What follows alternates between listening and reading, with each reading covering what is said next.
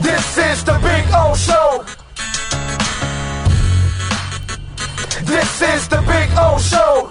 Good. I apologize. I'm not in my normal studio here. Still kind of recovering from the busy day. Had to get the lighting fixed out. So I'm here. I'm alive. How you doing? I'm doing good, brother. I can't complain. Rocking and rolling here every single day and having a good time doing our thing here. And having a lot of success. Actually, it's gone really, really well, man. So it's been fun kicking QAM's ass up and down the street. That's been a lot of fun to trash their sorry ass. So this has been a lot of fun. First of all, before I get into the Deion Sanders, brother. So he gets that commitment.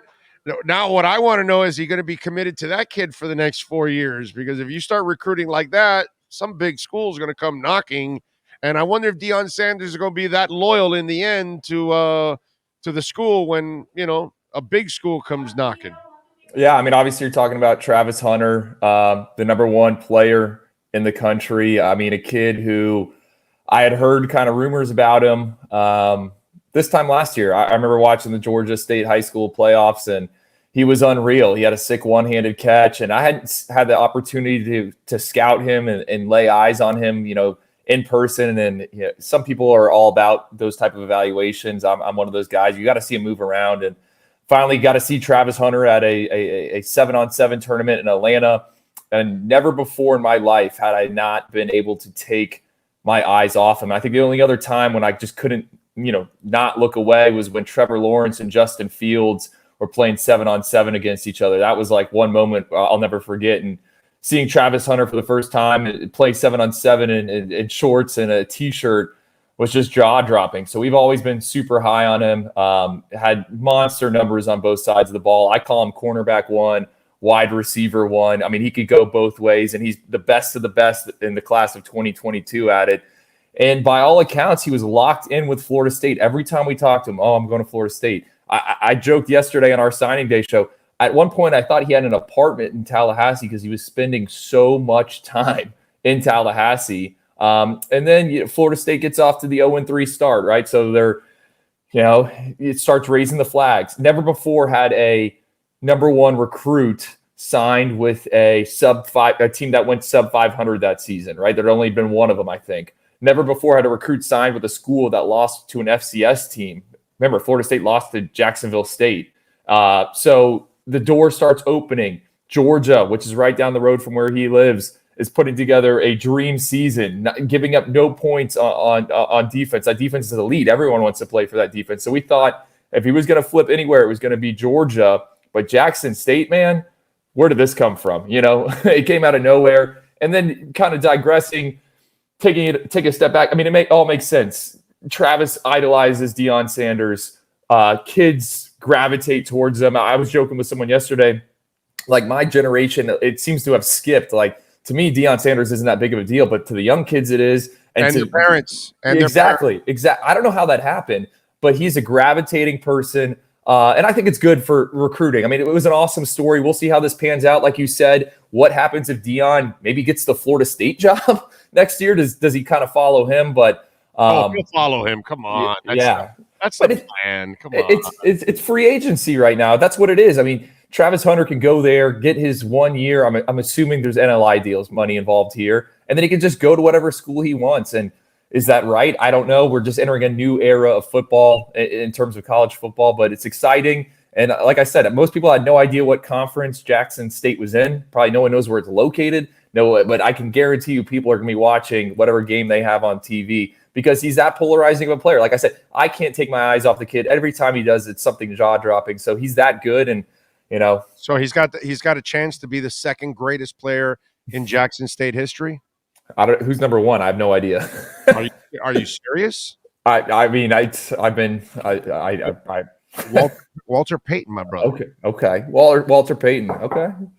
I was scrambling yesterday. I mean, that got dropped on us out of nowhere. I'm trying to scramble to figure out who's been to HBCUs. I know Edgerrin James, Edge's kid, he signed with Howard yesterday. He had some other Power 5 opportunities. And this is what we kind of thought about last year with the NLI money. HBCU, just where we were as a country in 2020, there's a lot of kids talking about doing it, but no blue chip kid had said, hey, I'm going to do this. And Travis did it. So we'll see if others follow suit. But I think so, because every time I've been around him, there's other kids, his peers, they stop and they say, hey, is that Travis Hunter? They stop and they want to see him. So he has that type of effect where I think others are going to try to follow him. And, maybe we shake up this college football landscape. Jackson State had 58,000 fans at their most recent game against Alcorn, right? That's way more than FAU and FIU.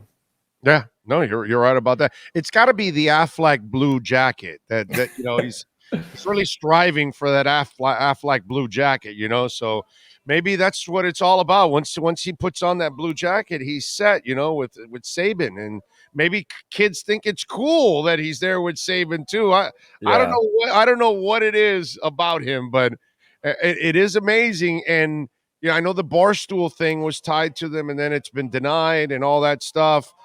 I don't know, but there's got to be some kind of an NIL deal. Yeah. You haven't been able to unearth what it is, right? Right. I mean, there's, some of my colleagues, 24/7 Sports Director recruiting Steve Wilfong, he had heard some numbers. I work some of my contacts, and that's just the consensus. There's some type of package.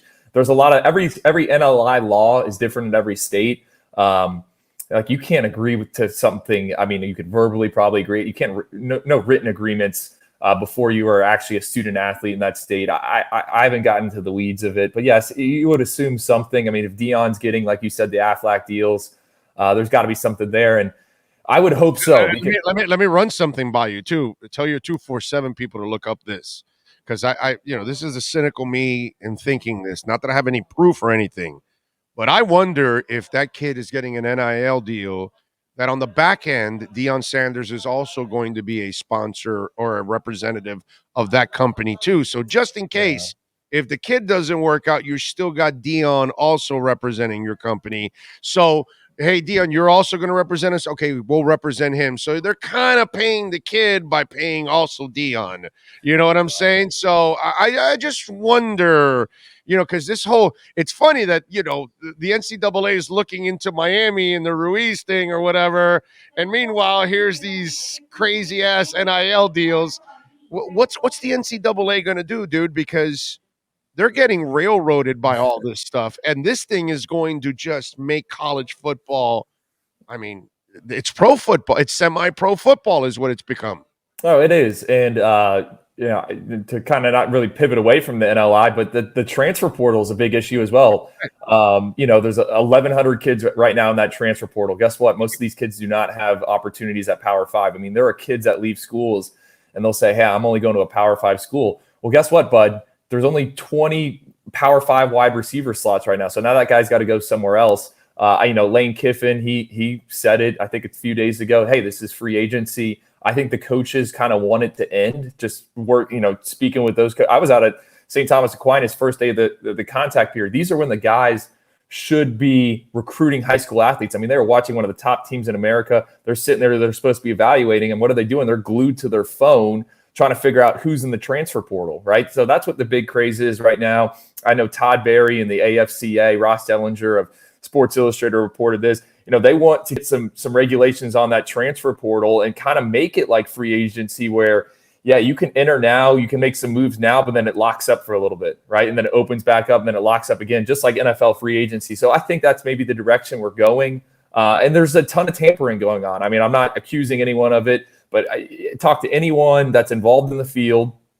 If a kid goes in the portal and they're good, a majority of the time they already know where they're going to school. You don't enter it because as soon as you enter, the school you're at is going to cut your financial aid. They're going to cut your academic support in most cases. So then you're kind of stuck on your own. So most of the times when kids are already working back channels, they know, hey, if I enter, I can end up at one of these spots. And you're seeing that more and more. And I this is just the reality now. I mean, Spencer Rattler, look, he's now at South Carolina. It's crazy.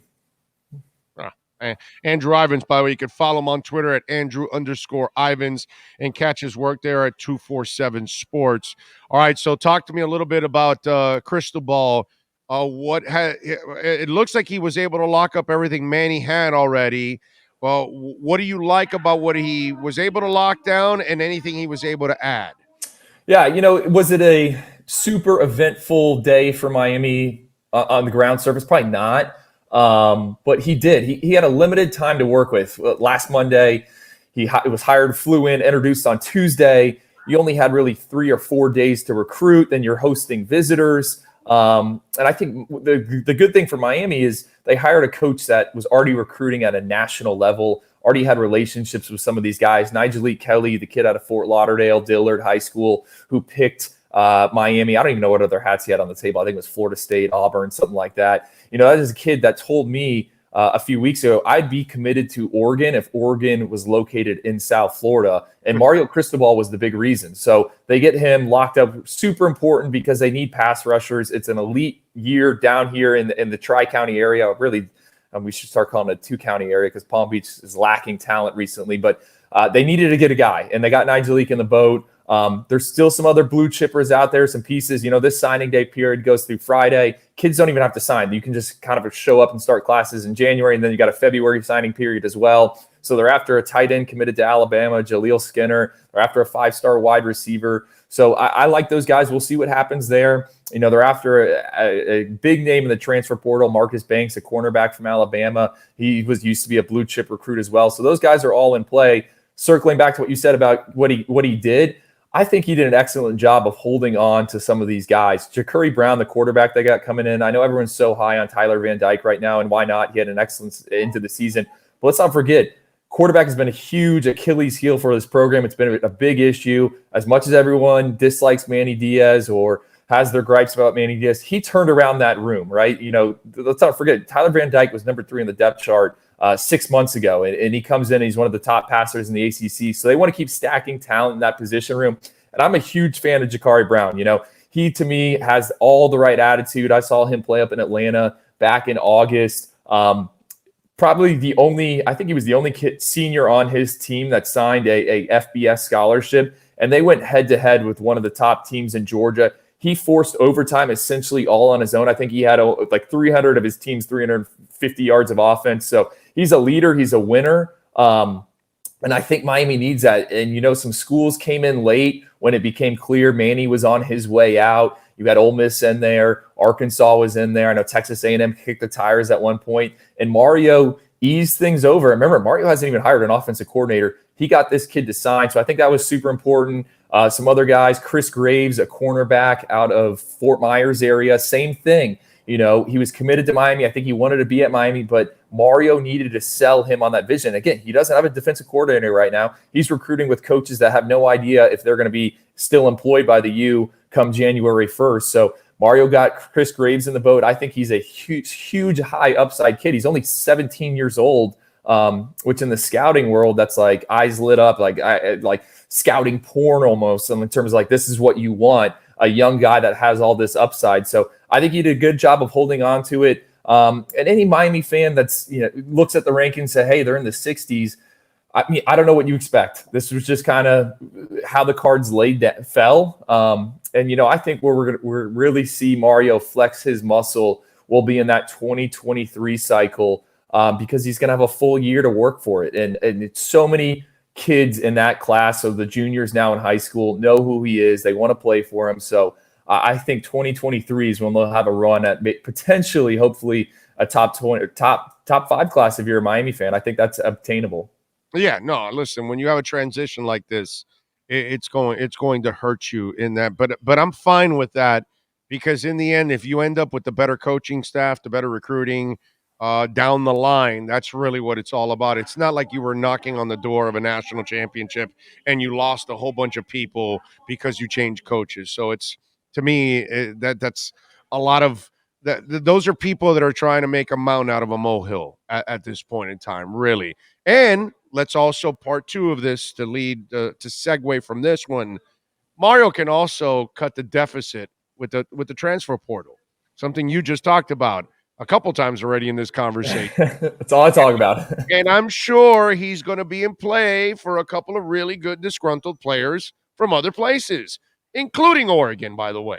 Right. I mentioned there's 1,100 kids in there right now. Just talking with people inside the industry, my coaching contacts, the consensus or the feeling is we will see more guys enter that transfer portal after this bowl season wraps up. But, I mentioned if you enter the transfer portal, you lose in a lot of cases, they will pull your financial aid and your academic aid. And, to me and you, that probably doesn't seem like a big deal. But, man, it's some of these kids they're 19, they're 20. It's asking a lot to pass these classes, these finals. So I think we're going to see some more names in there. I don't know where exactly Mario is going to plan to attack. I think they're probably going to need to find an edge rusher, a veteran edge rusher. I know they just offered a kid out of Albany. Seems like everyone in the country is after him. I honestly don't know the name off the top of my head, but I think the premium positions like that, this is the first year Miami doesn't really have to look for a quarterback in there. A wide receiver would make some sense, but we still got to figure out what is he going to do in terms of an offensive coordinator? What does he want to do on defense? Is this going to be a 3-4 look? Is this going to be a 4-3 look?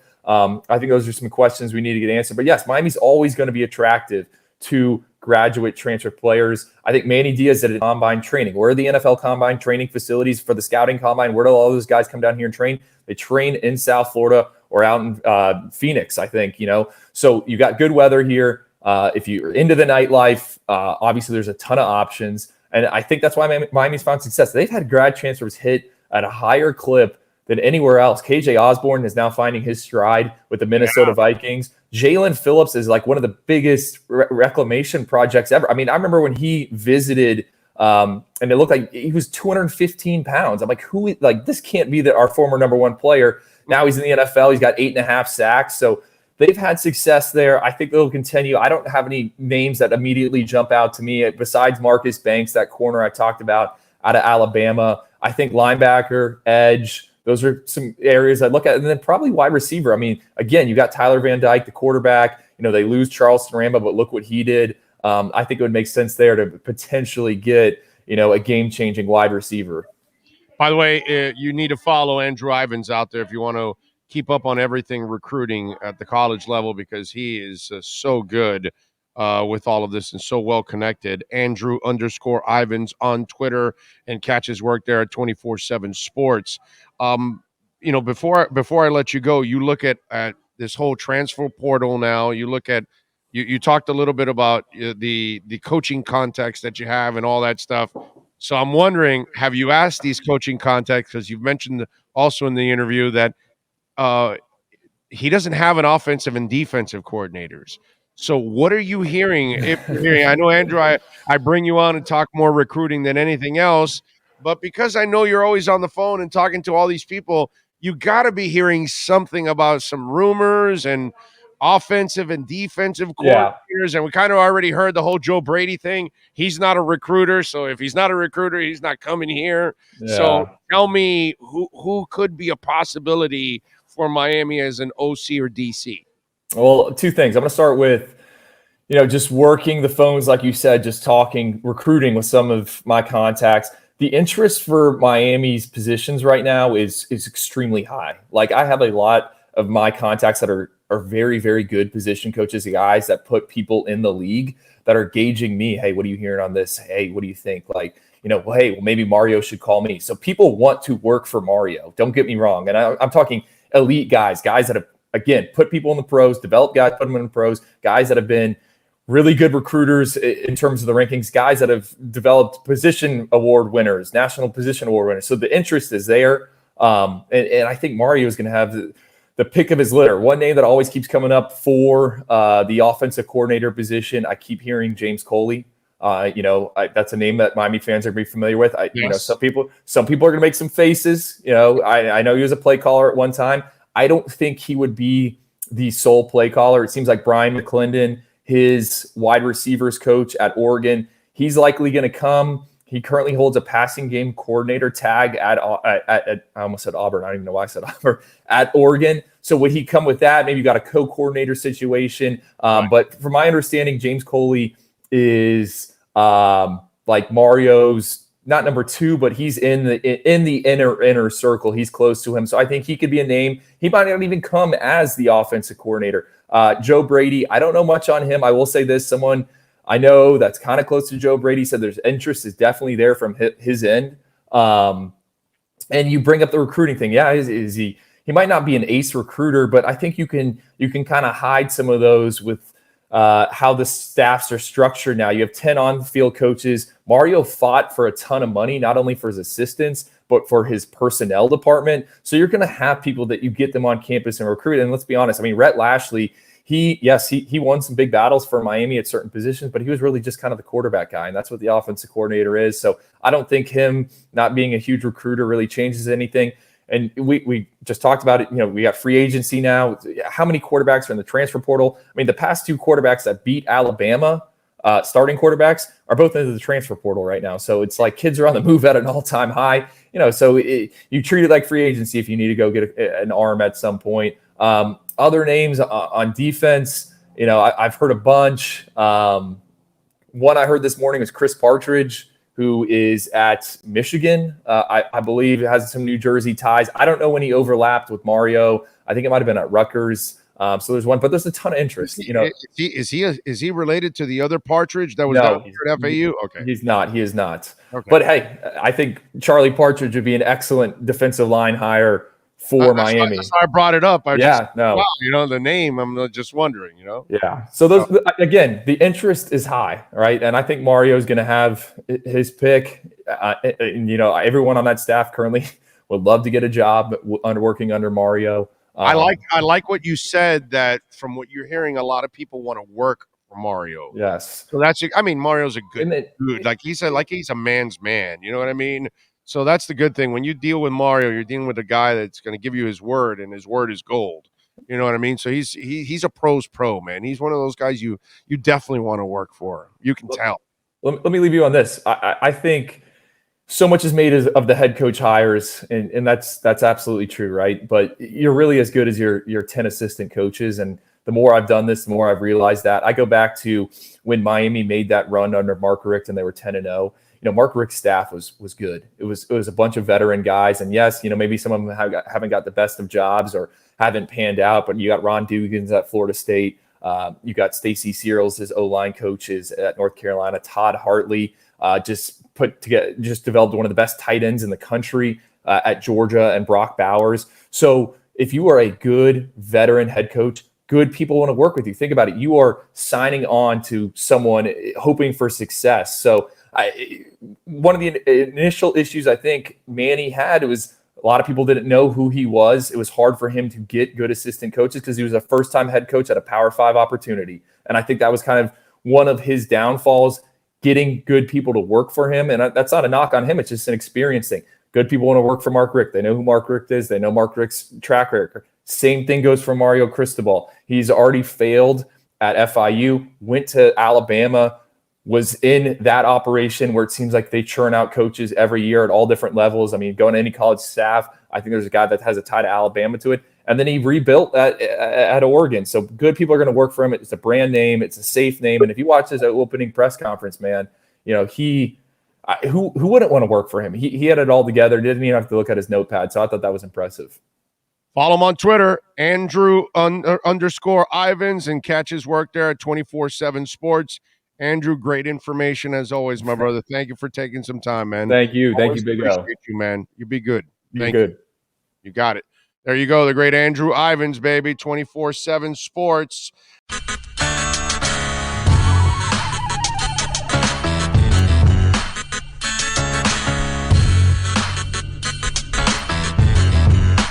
This is the Big O Show. This is the Big O Show.